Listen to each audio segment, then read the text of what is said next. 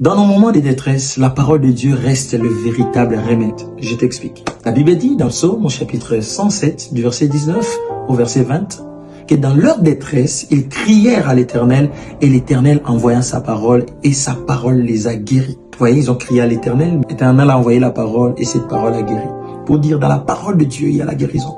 Dans la parole de Dieu, il y a les miracles. Dans la parole de Dieu, il y a les travails, ces contrats-là que tu cherches. Dans la parole de Dieu, il y a les mariages. Tout ce dont on a besoin se trouve dans la parole de Dieu. Ça me rappelle l'histoire de Lazare qui sentait déjà enterré depuis 4 jours. Jésus se présente devant sa tombe pendant que Marie et Marthe, ses sœurs, étaient dans la détresse en train de pleurer. Jésus cria d'une voix forte, Lazare, sort! Pourquoi il insista sur le nom de Lazare? Parce qu'il voulait que ces jours-là, la parole puisse ramener une seule personne à la vie, Lazare. J'ai dit que si tu t'attaches à la parole de Dieu, ça sera ton tour, ça sera toi qui vivras les miracles. Deuxièmement, Lazare était lié des bandes sur ses mains et sur ses pieds. Dès lui-même, il ne pouvait pas sortir de la tombe.